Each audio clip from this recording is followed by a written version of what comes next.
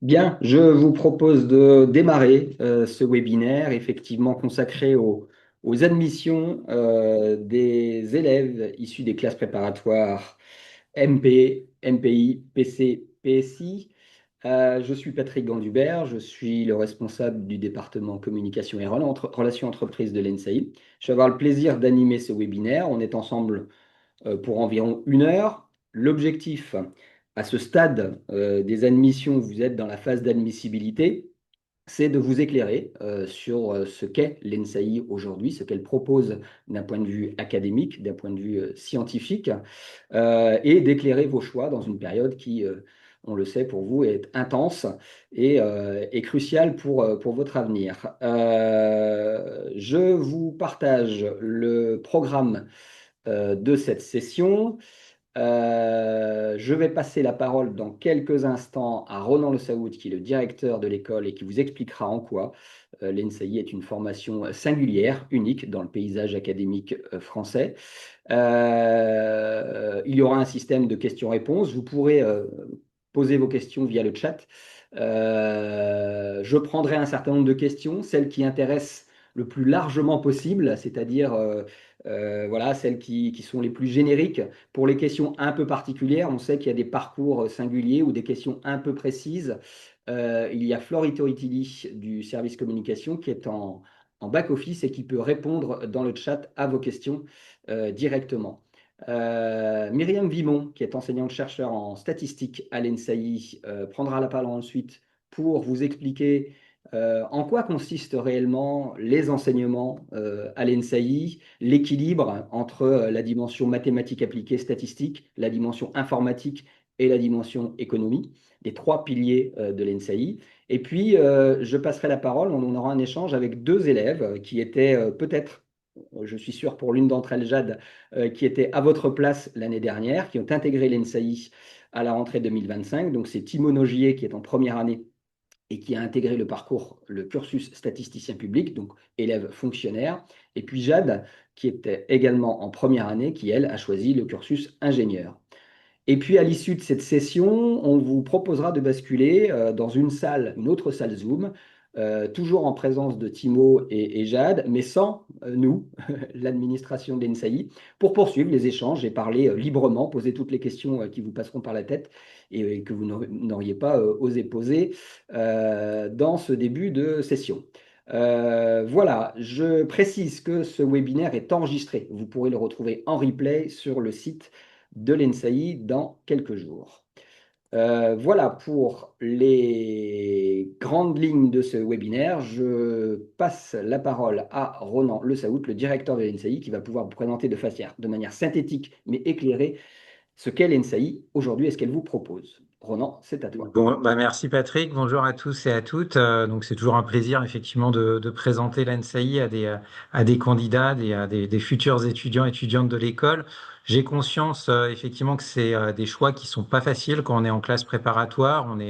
On a beaucoup d'écoles qui sont possibles, on passe des concours qui sont assez théoriques et on engage effectivement son futur. Donc l'idée, hein, c'est de vous montrer toutes les forces de l'ANSAI. On travaille aussi avec beaucoup d'autres écoles qui sont des très bonnes écoles. Donc effectivement, l'ENSEI, c'est un très bon choix si vous intégrez l'école. Mais effectivement, c'est surtout ce qui est important pour vous aussi, c'est d'avoir un choix qui soit éclairé et qui corresponde à ce que vous voulez faire. Donc je vais vous présenter en quelques mots l'école. Ça, on va fêter l'année prochaine, à l'automne prochain, les 30 ans de son implantation sur le campus de Carlan près de Rennes. Donc c'est une école qui est encore relativement jeune dans sa nouvelle forme, qui fait partie avec d'un groupe qui est le groupe NSAE-NSAI, donc l'NSAE qui est sur le campus de l'école polytechnique près de Paris et qui dépend du ministère de l'économie. Pourquoi le ministère de l'économie? C'est parce qu'historiquement, en fait, c'est l'NSAE et donc ensuite l'NSAI et l'NSAE sont des écoles qui formaient les cadres de l'INSEE, de l'Institut national de statistique, d'où le fait qu'il reste encore un tiers d'élèves, qu'on continue à former un tiers d'élèves fonctionnaires à l'école. Un point important, c'est qu'on est une école associée à l'Université de Rennes. Donc, ça veut dire qu'on travaille avec les responsables de master de cette université, mais aussi les autres grandes écoles qui sont dans cette université, que ce soit l'INSA Rennes, que ce soit Sciences Po, alors Sciences Po Rennes, avec qui on dialogue, avec Chimie Rennes, avec l'Institut Agro Rennes-Angers. Donc voilà, beaucoup d'échanges, de partenariats. Et donc effectivement, intégrer l'NSAI, c'est aussi intégrer finalement cet ensemble de formations et cet ensemble universitaire formé par l'Université de Rennes. Euh, on est habilité par la commission des titres d'ingénieur à délivrer le diplôme d'ingénieur. Donc, c'est un label qui confère quand même une grande qualité au diplôme. De même que pour les étudiants fonctionnaires, il y a un master sciences des données pour la décision publique qui est labellisé EMOS, European Master Official Statistics par Eurostat, qui confère également un grand label de qualité pour cette formation. Donc ensuite, qu'est-ce que c'est l'NSAI? C'est une formation en termes scientifiques avec trois compétences principales: statistiques au sens très large, hein, en incluant le machine learning, l'intelligence artificielle, du moins ses aspects mathématiques, l'informatique également, donc aussi l'intelligence artificielle, et l'économie au service donc des sciences de données et de l'intelligence artificielle. Alors l'économie, en fait, c'est quelque chose qui est un petit peu particulier hein, dans les écoles d'ingénieurs, ou du moins la place qu'a l'école à l'NCI dans une école d'ingénieurs. Ça permet d'avoir une réflexion un peu sur les biais associés aux algorithmes d'intelligence artificielle, à la manière dont sont collectées les données, aux questions de qualité des données, et donc la différence avec d'autres formations en intelligence artificielle ou sciences des données, c'est cette capacité à prendre du recul sur le chiffre et à éclairer finalement la décision publique. Pour tout ça, ben, on a besoin effectivement d'équipes d'enseignants-chercheurs, dont Myriam Vimon en fait est une représentante, qui sont membres du CRES, qui est un laboratoire spécialisé donc en statistique et en économie, et qui vont accompagner finalement les étudiants tout au long de leur scolarité. Ensuite, si on passe à la suite de la présentation, donc on peut parler du déroulement de cette scolarité entre la première, deuxième et troisième année. Très schématiquement, une des forces de l'NSAI, c'est la diversité de recrutement, diversité aussi des débouchés, mais quand vous arrivez, ça se traduit par une diversité de recrutement. La moitié des recrutements sont issus des classes préparatoires scientifiques, donc MP, MPI, PC, PSI. L'autre moitié sont issus d'autres classes préparatoires économiques et sciences sociales, mais aussi admission sur titre française et étrangère. Ça veut dire que tout le monde n'a pas suivi les mêmes cursus à l'origine et que il va falloir en fait, avoir des compléments en fait, en termes de compétences et connaissances dans certains domaines, par exemple en économie, pour les étudiants qui viennent des filières mathématiques. À partir de la deuxième année, on commence à approfondir et on commence à se spécialiser à travers finalement des enseignements spécialisés sur certains types de données, les données temporelles, les données économiques, les données spatiales, et des grands projets qui suivent en fait toute la scolarité. En première et deuxième année, il n'y a globalement pas de différence de cursus de formation entre les élèves ingénieurs et les élèves fonctionnaires. C'est différent en troisième année où il y a effectivement une spécialisation qui est à l'œuvre avec plusieurs formations, plusieurs spécialités dans le cursus ingénieur qui sont sur la gauche. Donc principalement des spécialisations généralistes en statistique, en informatique, en économie, ou dans des domaines particuliers, la finance, le marketing, la santé et la biostatistique. Pour le cursus fonctionnaire qui est à droite, ça va se traduire par un master, qui est le master sciences des données pour la décision publique, et trois filières transversales en économie, en informatique et en méthodologie de la statistique publique. Donc un grand choix des possibles qui est possible en termes de spécialisation également, avec finalement des compétences scientifiques qui sont largement les mêmes entre les deux cursus. Associé à ça, on accompagne les étudiants sur la découverte de leur parcours professionnel, savoir ce qu'ils veulent faire. Alors effectivement, ça peut être dans certains secteurs particuliers, mais une des débouchés possibles pour environ 15% des étudiants à l'issue de l'NSAI, c'est la recherche. Et ça se traduit par faire une thèse après l'NSAI. Alors ça peut être à l'NSAI, puisque l'NSAI est habilité à délivrer le doctorat, mais majoritairement, ça peut être ailleurs. L'idée, c'est d'accompagner en fait cette réflexion tout au long du cursus. Donc, dès la deuxième année, il y a possibilité de suivre un parcours recherche et de suivre un master recherche en parallèle de la troisième année. Ouvrir le champ des possibles, c'est aussi s'orienter des fois vers d'autres formations. Et donc, il y a tout un ensemble de doubles diplômes qui sont possibles. Alors, de manière plus limitée pour les élèves fonctionnaires. Pour les élèves fonctionnaires, il y a simplement le diplôme à la Sapienza à Rome qui est possible, sous un format d'un an, en fait, à l'étranger, à l'université de Rome de la Sapienza. Pour les élèves ingénieurs, il y a un format qui est de faire 2 ans à l'ENSAI et 2 ans ensuite dans une autre formation, une autre école, qui peut être l'ENSAE, Sciences Po Paris, l'INSA de Rennes, l'Institut Agro Rennes-Angers ou l'Erasmus School of Economics à Rotterdam. Donc, c'est effectivement des formations, des doubles diplômes qui sont sélectifs en fonction des résultats au sein de l'ENSAI. Alors, pourquoi on peut choisir l'ENSAI, hein? Sérieux de la formation, donc grande qualité d'accompagnement par les enseignants-chercheurs, par des vacateurs professionnels, carrière dynamique.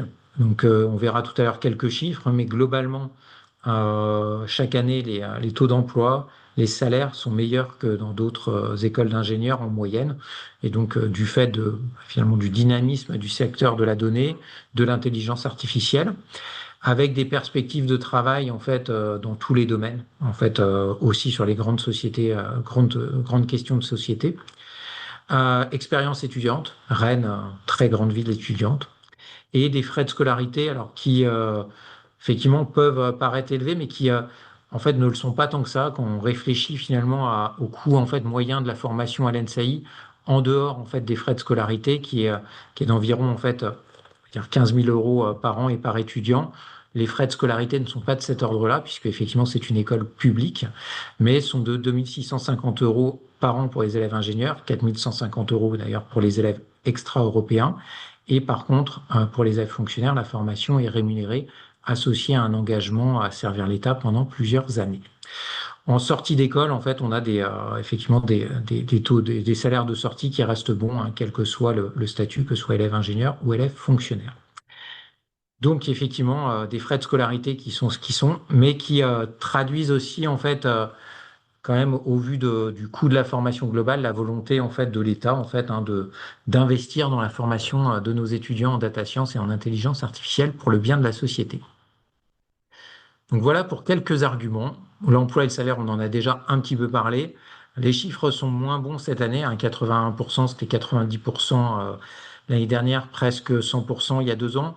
Donc pourquoi en fait cette évolution? Bah, c'est l'incertitude économique, la période économique qui n'est pas très bonne actuellement et qui touche tous les secteurs et pas spécifiquement effectivement le secteur de la donnée, moins je dirais même le secteur de la donnée puisque ça reste très dynamique. Donc des chiffres qui, si on le compare aux autres formations, restent positifs. Euh, Quelques exemples de postes très variés. En fait, ça peut être dans l'industrie chez Thales, sur la fiabilité, ça peut être dans les banques, sur les risques de crédit, ça peut être dans le numérique chez Orange, dans le luxe chez Louis Vuitton, dans la santé, dans les laboratoires finalement parapublics, publics, type INSERM. Dans la statistique publique, une grande diversité de postes également. Qui peut pour les statisticiens publics, des postes qui peuvent être partout en France, donc et qui peuvent être orientés plus vers les mathématiques, plus vers les études économiques ou l'informatique. Dans tous les ministères, on peut travailler sur la biodiversité, on peut travailler sur l'énergie, on peut aussi travailler sur l'aide à la décision publique à la Direction générale du Trésor ou en termes de carrière, avoir des postes à l'international, par exemple à Eurostat. Alors, maintenant qu'on a dit ça, la question qui se pose, c'est comment on intègre de manière effective l'ENSAI. Il y a un concours donc, auquel vous êtes inscrit, le concours CCIANP. En étant inscrit au concours, vous avez la possibilité de classer l'école. Là où il faut faire attention, c'est qu'il y a 2 concours en fait distincts pour les 2 voies d'accès, élève ingénieur, élève fonctionnaire. Donc, il faut bien classer les deux voies si vous êtes intéressé par les 2 voies et définir un ordre de préférence. Attention, une fois que cet ordre de préférence est définitif, que les appels sont lancés, vous ne pouvez pas revenir sur ce choix. Donc, si vous êtes appelé, par exemple, pour être élève fonctionnaire et que vous aviez mis fonctionnaire avant, eh ben, ce choix est définitif. Vous pouvez plus, en fait, avoir le statut d'élève ingénieur. Et inversement, en fait, si vous aviez choisi d'abord le statut d'élève ingénieur. Donc, il faut quand même avoir une réflexion. Il n'y a pas de mauvais choix, en fait, en termes de choix de cursus ingénieur ou fonctionnaire. C'est un choix à effectuer selon ce que vous voulez faire. Est-ce que vous voulez orienter votre carrière vers l'aide à la décision publique, les politiques publiques, ou les grands chiffres en fait qui alimentent, qui sont parus dans la presse sur le PIB, les recensements, etc. Ou si vous voulez vous orienter vers le marketing ou la finance, ben là, il vaut mieux choisir évidemment la voie ingénieur. Tout est détaillé sur le site de l'école. Et enfin, quelques mots évidemment, et vous aurez le temps d'y revenir avec les étudiants, en fait, hein, sur finalement, il y a aussi d'autres choses hein, qui est proposé à l'NSAI. Il y a évidemment une vie associative qui est riche. Il y a un accompagnement en fait autour du projet professionnel. Il y a également l'accès à plein d'offres sportives. Donc voilà, un champ des possibles en fait qui est donné à l'NCI qui est très important. Et j'invite évidemment à échanger sur ça avec les étudiants et étudiantes et avec Myriam Vimon sur les aspects de formation également.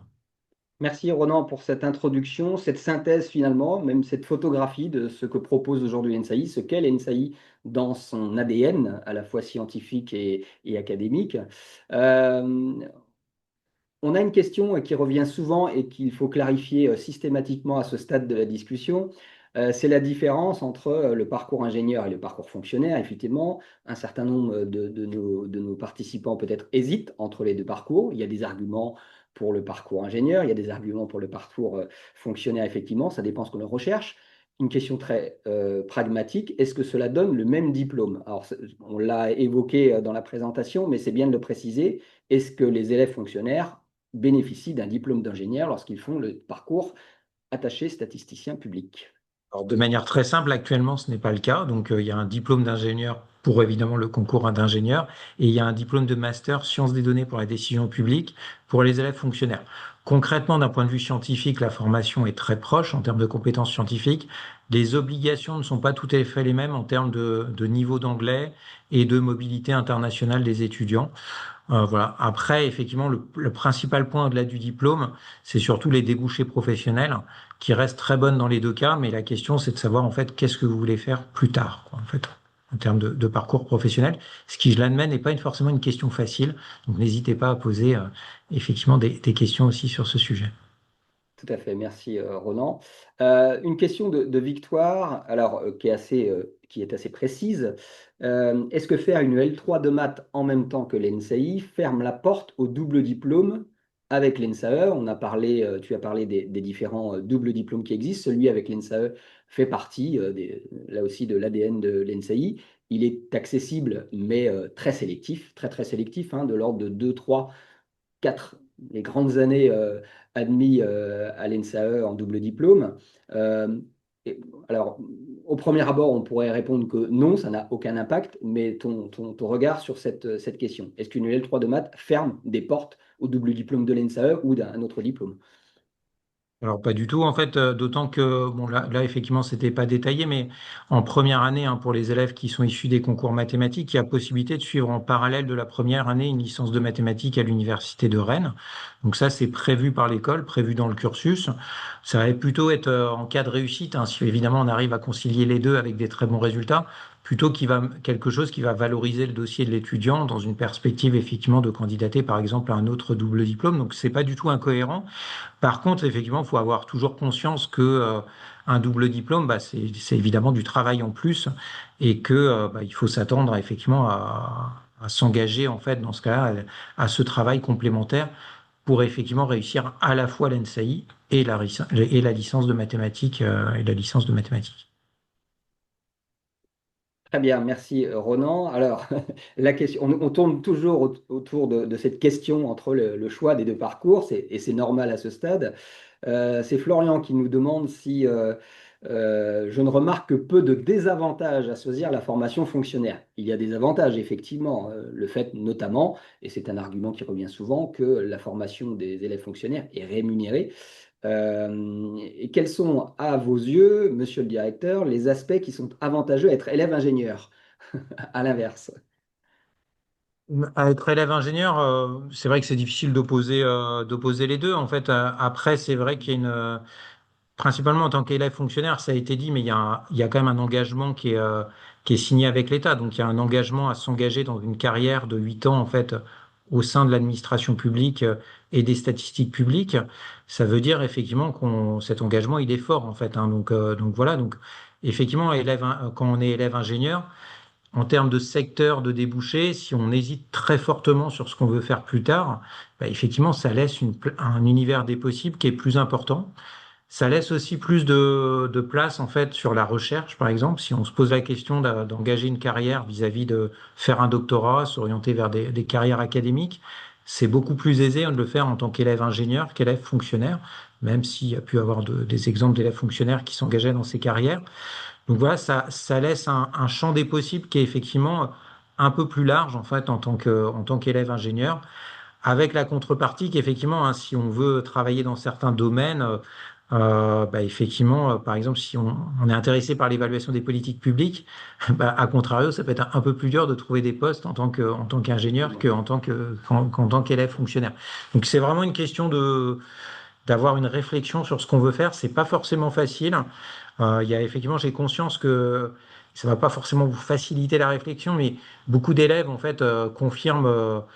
J'ai vu très peu d'élèves ne pas être contents, hein, du choix qu'ils avaient fait, d'ailleurs, que ce soit du choix de fonctionnaire ou d'ingénieur, notamment à travers les premiers stages qu'ils faisaient, c'est-à-dire que font les élèves, qui souvent en fait sont des stages très intéressants dans les deux parcours et confirment les choix.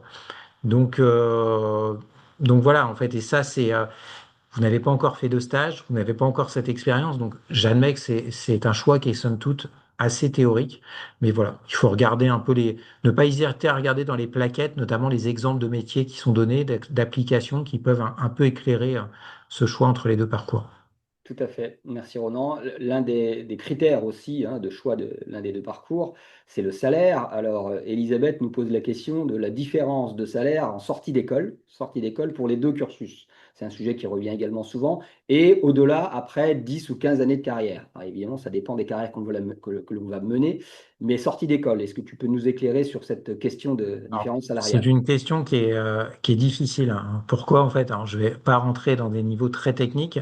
C'est que le salaire des fonctionnaires à la sortie de l'école est indiqué à 42 000 euros brut à équivalent privé. Ça veut dire que en fait, le équivalent privé est important parce qu'en fait, les règles sur le calcul des charges sociales et donc le passage de brut à net n'est pas le même entre les salaires des fonctionnaires et les salaires dans le privé. Donc, ça rend les comparaisons tout de même un peu difficiles. Donc effectivement, il est dans tous les cas un petit peu plus bas en fait que en début de carrière que ce qui est affiché pour les ingénieurs où c'est autour de Mhm. 45 000 euros et c'était même 46 000 l'année précédente. Néanmoins, il faut tenir compte que les élèves sont payés actuellement pendant 3 années en fait, hein, de formation et donc si on tient compte de ça, ben, en fait en début de carrière, les premières années de carrière, il n'y a pas de réelle différence de rémunération entre élèves fonctionnaires et ingénieurs.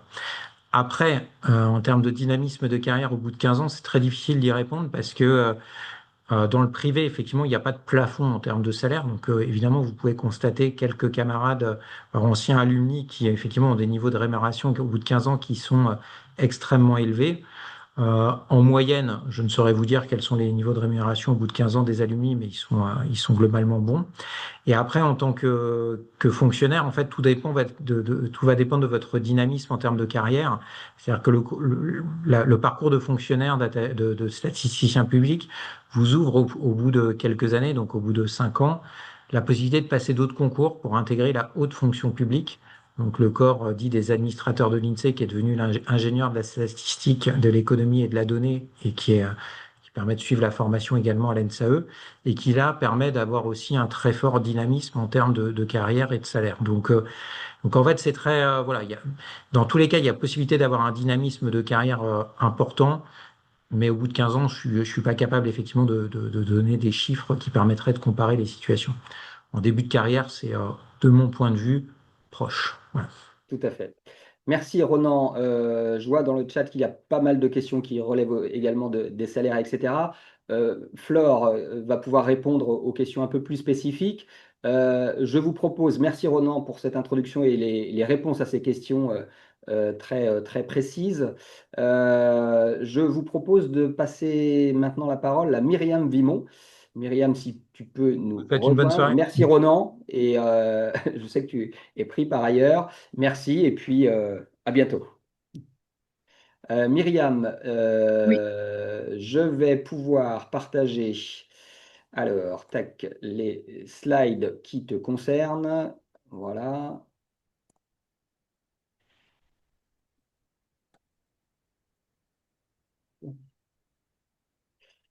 Bonjour à tous. Voilà. Je m'appelle Myriam Vimon. Je suis enseignant-chercheur à l'INSAI en statistique. Tu peux... Je peux... Voilà. Ah.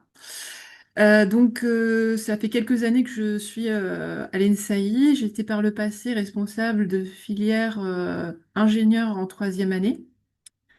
J'ai aussi le côté en fait recherche. Je travaille essentiellement sur des données fonctionnelles et traitement statistique de l'image. J'ai une formation universitaire et ce qui m'a motivée vers les statistiques, c'était de faire des maths qui soient utiles. Euh, on- Tu peux bouger. Voilà, merci. Euh, donc, euh, L'ENSAI, c'est une école de la statistique et de la data science. Euh, Concrètement, en fait, on va vous former pour faire des études en sciences des données. Donc là, je vous ai donné quelques exemples de types d'études que vous pouvez avoir. Donc, par exemple, établir la solvabilité d'un client qui demande un prêt. Donc, quand une banque vous accorde un prêt, elle veut être certaine que vous allez pouvoir rembourser ce prêt.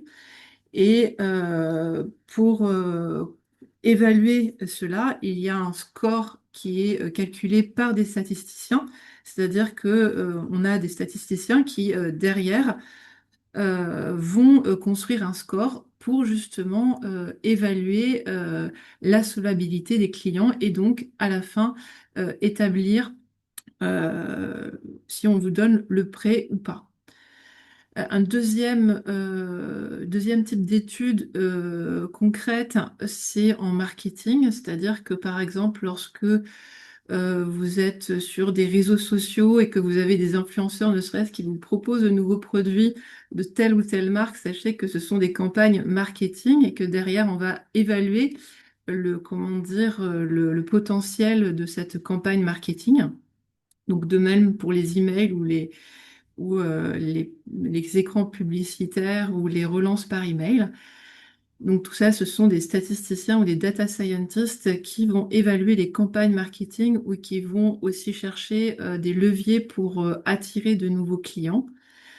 Vous avez dans le domaine de l'énergie, où il faut un équilibre entre la consommation de l'énergie et la production d'énergie, sinon ben, c'est le blackout, ou sinon on perd, EDF n'est pas perdre de l'argent. Et enfin, vous avez dans le domaine de la santé, donc on pense bien évidemment à tout ce qui est élaboration de nouveaux protocoles de santé au travers des essais cliniques, où là, vous avez également des statisticiens qui sont à l'œuvre. Dans tous les cas, en fait, ce sont des statisticiens qui vont travailler avec d'autres professionnels de santé, donc soit des professionnels en fait de la vente dans le marketing ou des ingénieurs je veux dire des ingénieurs mécaniciens ou électriciens dans l'énergie ou encore avec des médecins et des pharmaciens. Donc la science des données est par essence pluridisciplinaire et au fil des études, vous allez devenir même spécialiste d'une autre discipline. Tu peux bouger. Je Patrick. Oui, c'est bon. Oui. Donc, concernant en fait votre formation à l'ENSAI, vous allez apprendre à mener, l'objectif c'est que vous soyez en capacité de mener une étude en sciences des données. Donc ça correspond à plusieurs étapes. Donc certaines étapes vont être introduites dès la première année, comme l'étape 1 et 2. Donc définir et réfléchir aux enjeux et aux objectifs d'une étude statistique, ça c'est le projet stat de première année. Mesurer la qualité et la source des données, c'est aussi le projet stat de première année. Et puis, au fur et à mesure, en deuxième année, vous allez apprendre à construire des modèles statistiques pour analyser les données, des fois des modèles où il faudra faire de l'innovation dès la deuxième année. Et tout au long de votre cursus, vous allez apprendre à interpréter, à communiquer les résultats. Quel type de mathématiques? Essentiellement des probabilités et des statistiques, mais aussi de l'algèbre linéaire, de l'analyse fonctionnelle et de l'optimisation, bien évidemment. Donc, je vais un peu reprendre ce qu'a dit le directeur de l'ENSAI tout à l'heure. La première année consiste à homogénéiser les connaissances. Donc, on est une école qui est pluridisciplinaire, principalement les statistiques, économie et informatique. Pour les étudiants issus de MP, ça veut dire que vous allez avoir quand même beaucoup de probabilités de statistiques en première année. Un bloc aussi informatique, puisqu'il faut de l'entretien en Python et en R et une mise à niveau en économie. L'économie, c'est une économie qui est basée sur des modèles mathématiques, c'est pas de l'économie qui est littéraire. Donc finalement, les matheux s'y retrouvent assez bien. La deuxième année, c'est une année d'approfondissement des connaissances en modélisation statistique, économique et informatique. Donc vous avez deux projets en info et un en statistique. Et à la fin de votre second semestre, ou je pense maintenant à mi-second semestre, vous allez être affecté à une pré-spécialisation sur la base de vos notes de première et de deuxième année. À la fin de votre deuxième année, vous êtes en stage et vous êtes capable de mener une étude statistique basique ou déjà de bonne qualité. Troisième. Donc la troisième année, c'est l'année de spécialisation. Donc pour les élèves statisticiens publics, vous avez trois spécialisations différentes. L'une plus en statistique. Vous allez essentiellement faire de la statistique, du sondage et aussi de l'économie. Une spécialité plus dont la majeure c'est l'économie, mais vous allez toujours faire des statistiques. Et enfin, une troisième spécialité, traitement des données, où vous allez comparativement aux deux autres spécialités, plus faire du big data, des outils big data et du machine learning, mais aussi encore des statistiques, bien évidemment. Et comme les ingénieurs, vous avez un stage de fin d'études d'une durée de 6 mois. Je vais passer pour les ingénieurs. Donc les ingénieurs, il y a un peu plus de choix. Donc en bleu, vous avez trois spécialités où vous allez faire que des statistiques ou du machine learning. En rouge, vous avez trois spécialités où vous allez faire toujours un peu de machine learning, voire beaucoup de machine learning, par exemple en marketing, mais aussi de l'économie et de la statistique. Et enfin, la dernière filière, c'est ce qu'on appelle la filière info. Et c'est la filière où vous allez faire du big data et du machine learning. La filière info-ingénieur est assez proche de la filière info attachée. Bien évidemment, sur la filière info attachée, vous avez des cours spécifiques à la formation pour travailler à l'INSEE, mais voilà, ça se rapproche relativement bien. Je vais simplement revenir un peu sur les spécialités. Voilà, pour un petit peu décortiquer les différentes spécialités. Donc, vous avez data science et génie statistique. Vous allez faire beaucoup de machine learning, mais c'est aussi de la modélisation statistique. Vous avez une nouvelle filière qui va ouvrir cette année, qui est data science et apprentissage automatique avancé. Donc là, c'est une filière qui est vraiment spécialisée sur le machine learning et en particulier sur l'IA de confiance. Donc, quand vous utilisez des réseaux de neurones, en fait, vous voulez en fait évaluer les marges d'erreur. Et donc, il y a des cours vraiment spécifiques dans cette filière qui sont dédiés à cela. La dernière filière en statistique, c'est la filière biostatistique avec deux options, soit une orientation santé pour travailler dans les laboratoires pharmaceutiques, soit une option environnement. Si voilà, vous voudrez travailler plutôt dans l'agronomie ou pour Dame Nature. Voilà.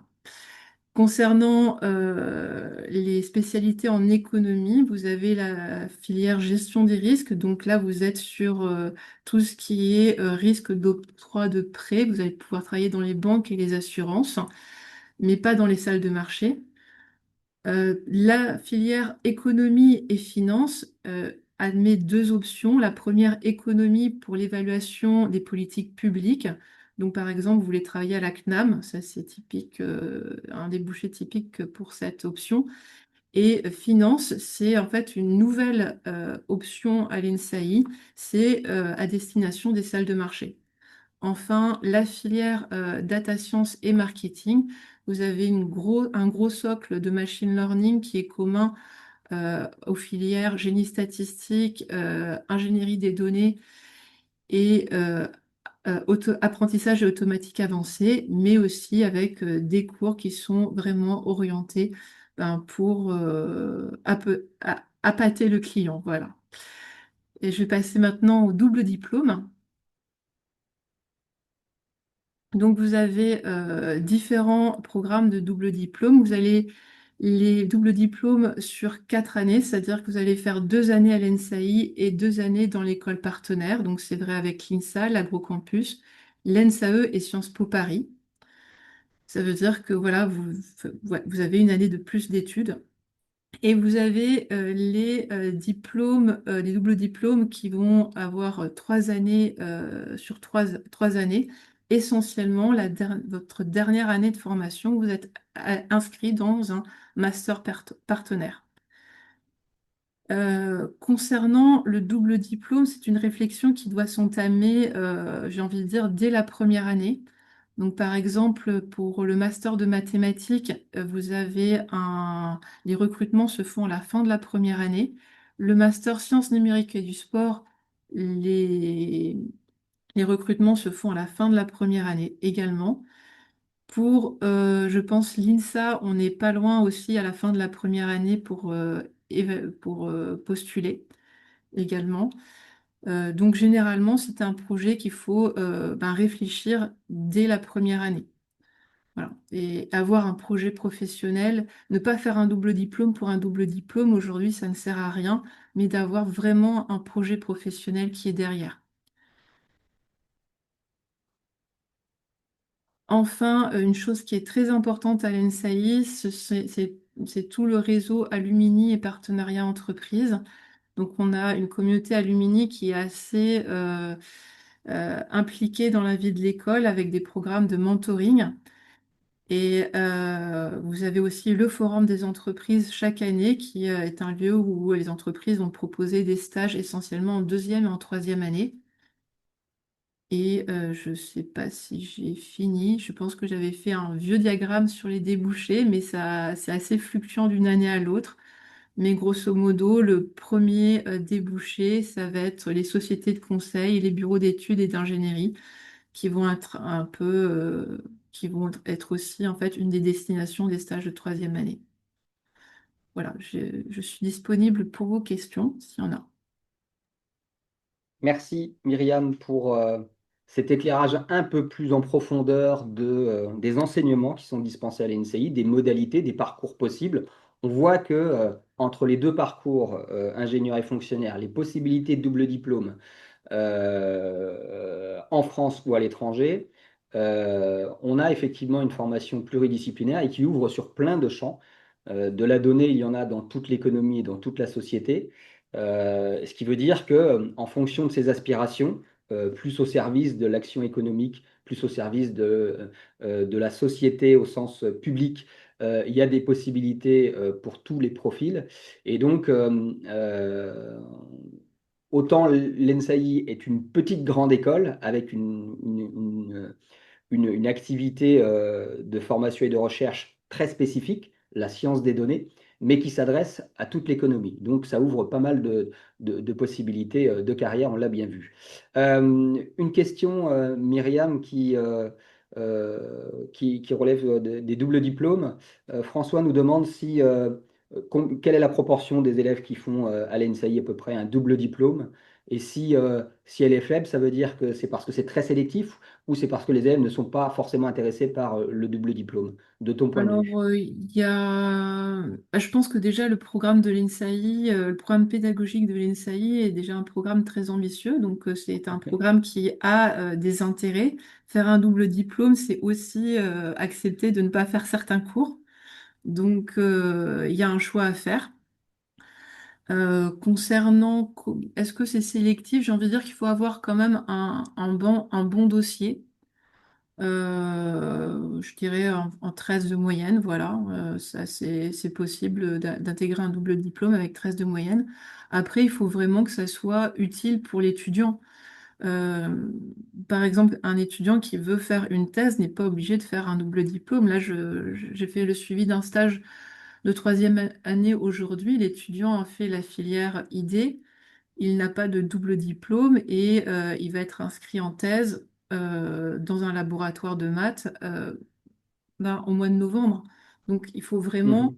quand on fait un double diplôme, il faut vraiment que ça ait un intérêt ou un projet professionnel qui compte pour l'étudiant. Donc, une étudiante aussi m'avait contactée parce qu'elle était acceptée dans un programme de double diplôme pour se demander est-ce que en fait je fais bien d'aller dans ce double diplôme. Je veux dire, en discutant avec elle, elle se posait pas mal de questions en termes de charge de travail, en termes de qualité des études, etc. Donc ce sont des choix importants. Donc effectivement, je dirais pas que ça soit très sélectif. Je dirais que de par nature, on a déjà des programmes d'ingénieurs qui sont extrêmement intéressants, extrêmement chargés. Et faire un double diplôme, c'est aussi avoir un intérêt pour le double diplôme en question et avoir une valeur ajoutée qui nous intéresse dans ce double diplôme. Merci Myriam.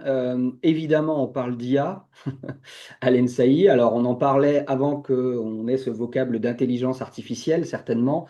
Par nature, l'intelligence artificielle se nourrit des mathématiques et des modèles, bien sûr, des probabilités, notamment les IA génératives. Une question que se posent beaucoup de personnes aujourd'hui, à la fois au moment d'embrasser une carrière de statisticien, mais aussi des élèves diplômés aujourd'hui, des gens qui ont un certain nombre d'années d'expérience. Est-ce que l'intelligence artificielle va effacer le métier de statisticien, va le révolutionner, va le faire évoluer, au contraire, ne pas l'impacter du tout? Quel est ton point de vue d'enseignante chercheuse en statistique aujourd'hui? C'est une discussion qui traverse les couloirs en permanence, hein, bien évidemment. Oui, on en parle, je veux dire, même dans mon domaine qui est la recherche, en fait, l'IA a un très lourd impact. Après, concernant le métier data scientist, effectivement, ça va changer la manière de faire le métier, ça c'est indéniable.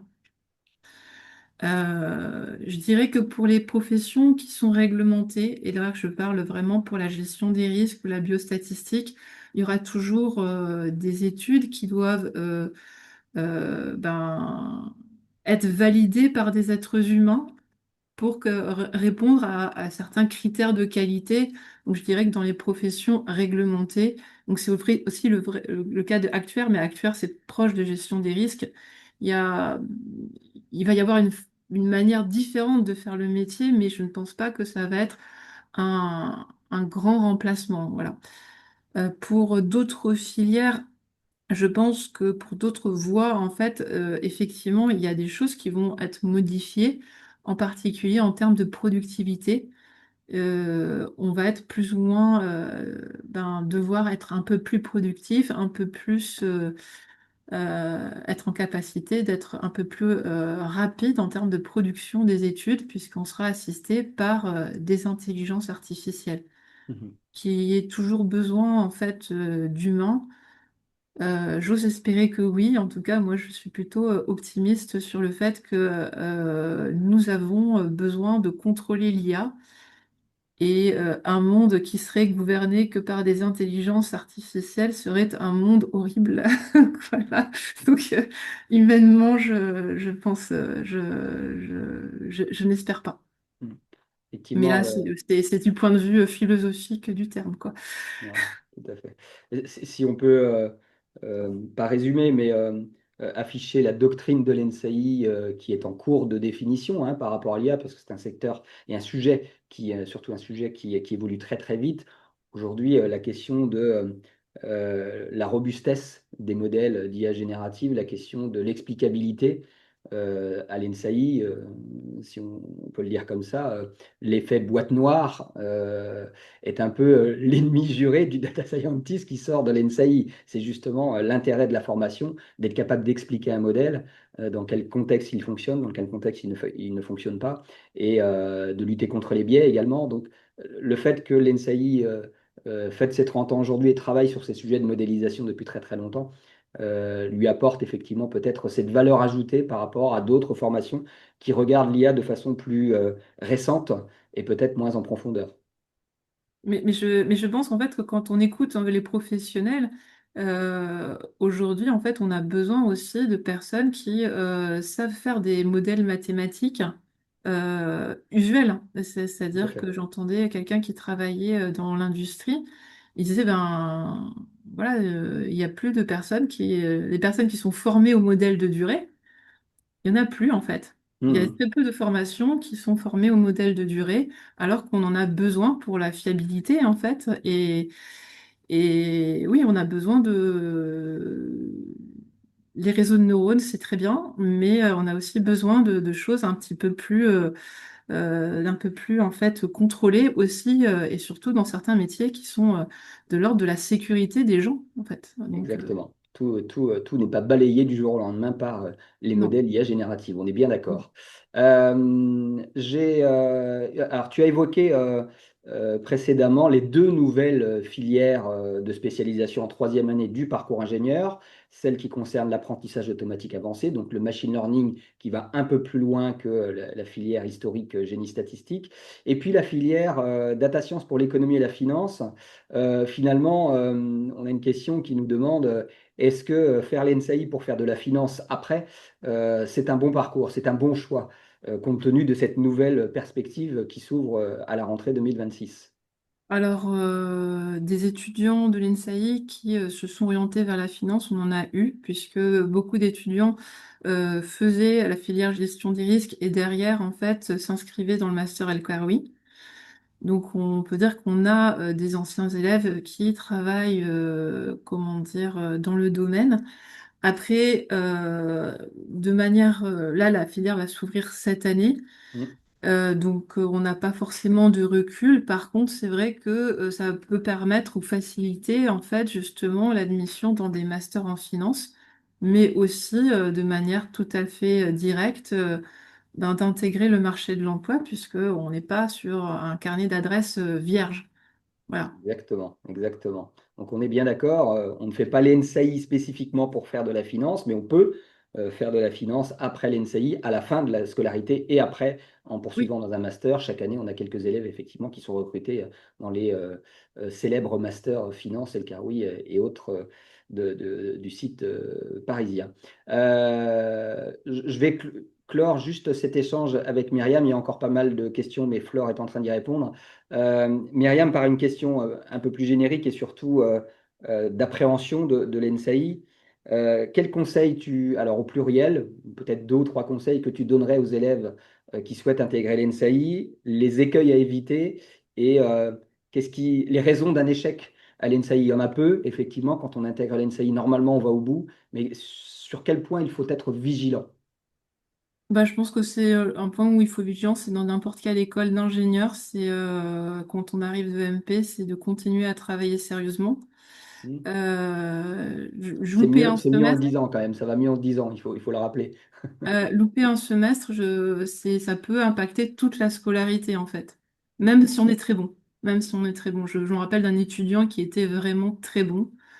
Il a pris entre guillemets des vacances au second semestre de première année. Bon, en prenant des vacances, il avait 10 parce qu'il était quand même très bon.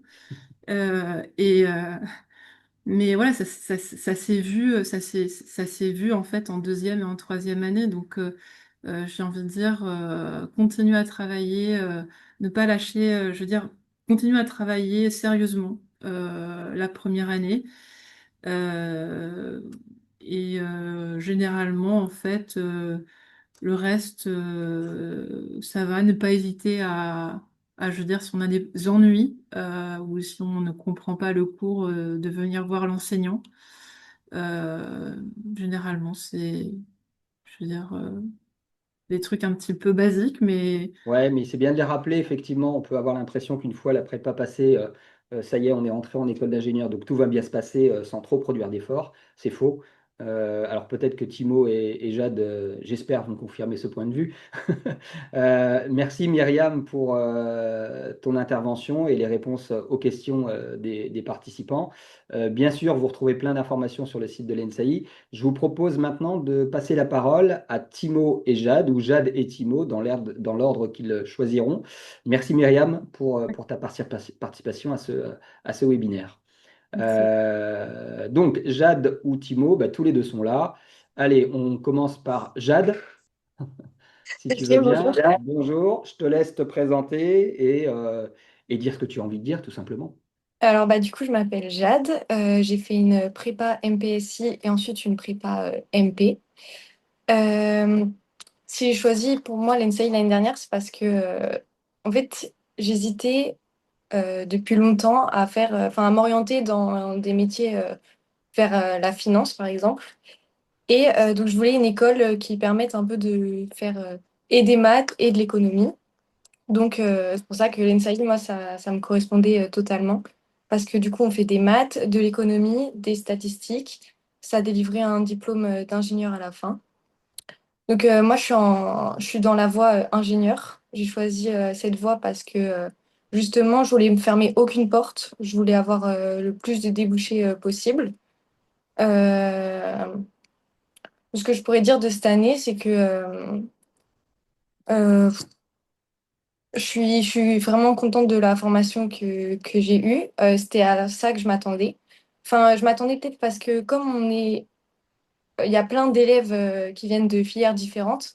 Par exemple, en venant d'MP, je me disais peut-être que les maths, ça allait peut-être être un peu similaire à ce qu'on faisait en prépa. Mais en fait, pas du tout. Genre, on reprend tout depuis enfin, on découvre de nouveaux trucs en maths. Donc, pour les élèves qui aiment vraiment, vraiment les maths et pas du tout la physique, c'est une école qui va vous correspondre à 100%. On fait quand même des maths assez théoriques, donc il faut Mhm. aimer ça. Et même pour du coup, les élèves qui viennent de prépa scientifique, même si vous n'avez jamais fait d'économie, comme ça a été dit, c'est pas de l'économie littéraire, il y a vraiment des maths dedans.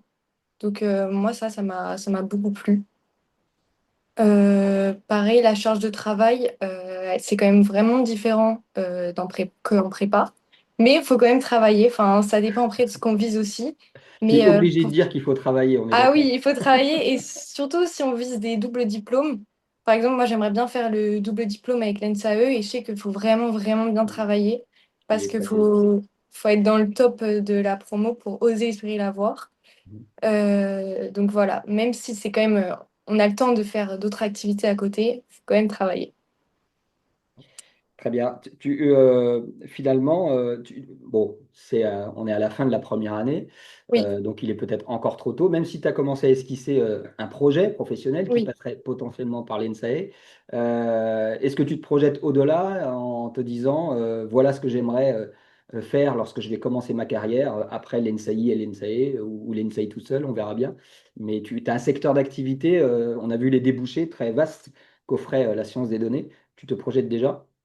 Pour l'instant, je sais pas trop. Justement, j'attends la deuxième année pour un peu plus découvrir des choses plus spécifiques. Mais quand je suis venue à l'ENSAI, au départ, c'était vraiment pour faire à terme de la finance. D'accord, ok. Très bien. Est-ce que tu fais partie, est-ce que tu es intégré et actif dans la vie associative de Ah l'ENSAI? oui, oui, du coup, je fais D'accord, partie du BDE comme Timo. Donc c'est pour d'accord. ça on a le temps de, quand même de faire d'autres activités. Il y a plein d'associations à l'ENSAI, donc il y a le BDE, il y a le BDS pour le sport, le BDA pour les arts. Il y a même des associations un peu plus professionnelles, on va dire, comme le Forum et l'ENSAI Junior Consultant. Mais voilà, en vrai, je trouve ça bien, moi, de justement s'investir un peu dans l'école parce que ça aide à rencontrer plein de gens et à se sentir bien dans l'école. Enfin, justement, comme c'est une école qui est assez petite, je trouve que tout le monde se connaît, il y a quand même une bonne Mhm. ambiance avec tout le monde et ça, c'était un bon point pour moi. Enfin, je trouve que c'est une école assez bienveillante, quoi. Ouais, effectivement, alors, ce qu'on revendique, c'est aussi d'être une école à taille humaine, Alors, qu'est-ce que Oui. ça veut dire à taille humaine? Je pense que c'est une réalité. C'est une petite grande école. Au Ah total, oui, il y a tout le monde environ se connaît. voilà, 600 élèves. On connaît peut-être pas les 600, Oui. mais dans une promo, on connaît certainement tout le monde. Il y a aussi une certaine proximité avec l'administration, les enseignants-chercheurs. Voilà, on peut les rencontrer relativement facilement. Donc, c'est aussi ça hein, qui contribue à la qualité de vie étudiante, d'évoluer dans un environnement à la fois divers en termes de profil. Voilà, il y a des élèves qui viennent de différents cursus, mais aussi cette proximité et cette capacité à échanger avec plein de profils différents. Merci Jade pour ce témoignage. Tu pourras ajouter plein de choses lors de la discussion après. Juste peut-être un conseil que tu pourrais donner là, en dehors du fait que ne lâchez rien une fois que vous êtes à l'NCI pour le travail. Qu'est-ce que tu donnerais comme conseil ultime? Euh, Bah, déjà, il va y avoir tout le mois d'intégration, donc de rencontrer plein de gens, parce que c'est important, vu qu'on arrive dans une nouvelle ville, en général, on connaît personne. Je trouve ça important de justement direct s'investir dans l'école. Et bah ouais, de continuer à travailler, quoi. Mais on peut quand même faire d'autres activités à côté. Ouais, c'est une question de curseur, Oui, mais voilà, ça c'est se passe ça. bien. Voilà. Oui, Merci Jade. Tu restes avec nous et puis on basculera dans oui. l'autre salle juste après. Timo, toi, tu Oui, as intégré le bonjour à tous. parcours statisticien, bonsoir, le parcours statisticien public, donc attaché, élève Ça, fonctionnaire. Tu peux nous dire d'où tu viens et puis après, bien sûr. un premier retour d'expérience à l'issue de cette première année. Donc, bah, moi, comme Jade, j'ai fait MPSI puis MP. Ensuite, j'ai choisi le cursus donc, de data scientist public, donc devenir fonctionnaire. Alors, pourquoi? Parce que, bah, déjà, premièrement, travailler pour la fonction publique, c'est quelque chose qui m'intéressait. Et qu'en plus, être payé pendant ses études, c'est un vrai luxe, notamment pour être indépendant. Euh, voilà. Pourquoi l'NSAI plus généralement? Parce que, bah, comme Jade l'a dit, c'est un cursus où on a beaucoup de maths. Donc, enfin, moi, de mon point de vue, c'est qu'il y avait l'ENS, l'ENSAE, enfin l'ENSAE, et l'NSAI au final pour faire des maths sans physique. Et voilà, c'est une école qui m'a vraiment attiré pour cela. Euh, Ensuite, en première année, j'ai fait le parcours L3 maths proposé par l'ENSAI à côté. J'ai vu Mhm. une question passer qui demandait si on pouvait faire en deuxième année le parcours donc L3 avec Dauphine en économie et celui de maths en première année. Donc oui, c'est possible. C'est deux choses indépendantes. Après, il y a différents parcours en deuxième année, notamment le parcours recherche.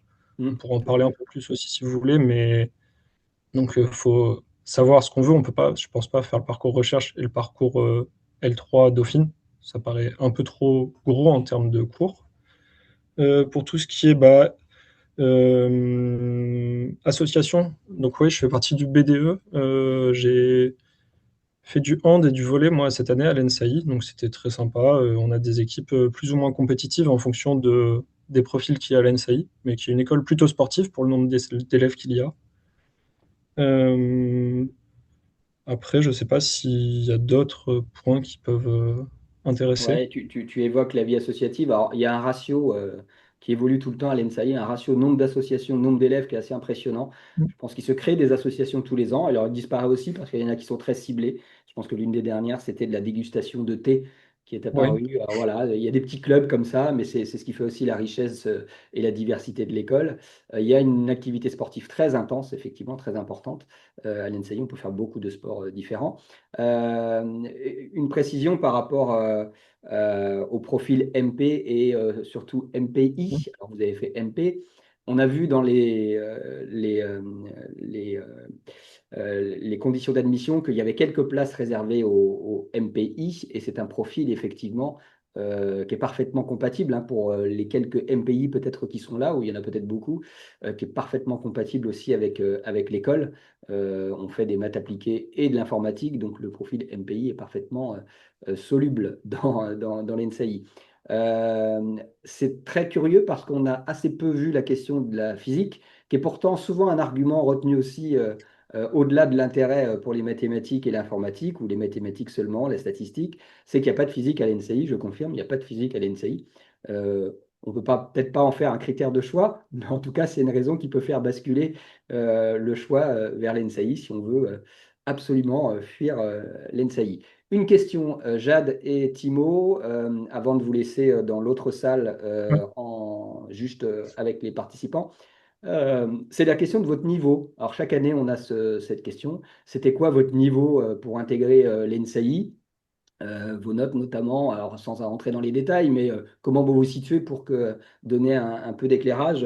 Alors, pour juste préciser les choses, dans notre panel de témoins, Timo et Jade, le critère excellent élève n'intervient pas directement, hein. On ne se dit pas on va mettre les deux meilleurs de la promo pour parler. C'est pas ça. Je ne sais pas si vous êtes les deux meilleurs de la promo en fait.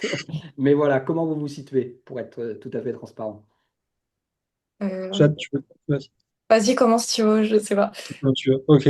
Bah, moi, les écrits, je les ai plutôt bien réussis. À CCNP, je pourrais pas vous dire une note ou un classement, mais globalement, j'étais assez large par rapport à la médiane d'admissibilité. Cependant, j'ai très mal géré mes euros à CCNP, donc j'ai été admis dans les derniers. Après, ce qui n'est pas forcément représentatif de votre niveau, sachez-le, parce qu'à l'ENSAI, je suis plutôt bien classé, ou en tout cas suffisamment pour être accepté au parcours recherche, par exemple, l'année prochaine. Donc D'accord? voilà. Je dirais que c'est assez compliqué de comparer aux autres années. Les barres d'admissibilité et d'admission médiane bougent beaucoup et ont tendance Hmm. à baisser, de ce que j'ai remarqué. Enfin, baisser dans le sens, il est plus difficile de venir à l'ENSAI, notamment en passant par CCNP. Mais je pourrais essayer de retrouver ça pour la prochaine visio qu'on va faire tout à l'heure, si ça vous Ouais, intéresse. ok. Merci Timo. Et Jade? Ah bah pareil, moi les écrits, ça c'était à CCINP, ça s'était très bien passé.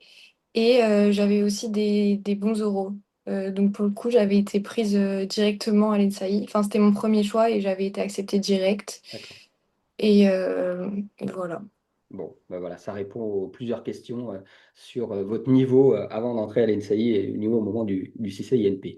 Jade et Timo, merci pour ce premier témoignage. Je vais vous mettre dans le chat le lien vers la deuxième salle. Vous allez pouvoir Ok, tous, participants et Timo et Jade, basculer dans cette salle. Voilà, c'est bon, je l'ai mise pour tout le monde. Normalement, tout le monde voit le lien vers la deuxième salle Zoom. Je vous remercie pour votre attention. Bien sûr, vous pouvez poser vos questions à l'adresse mail admission@nsai.fr pour en savoir plus sur les admissions, mais également consulter notre site. Bien sûr, il y a plein d'informations pratiques. Nous suivre sur les médias sociaux, sur notre chaîne YouTube notamment, sur le compte Instagram, sur le compte LinkedIn si vous en avez déjà un. En tout cas, merci. Bon courage pour la suite. C'est une étape importante et on espère nous vous retrouver sur le campus de Carlan à la rentrée au mois de septembre. Merci à tous, à toutes et bonne fin de soirée.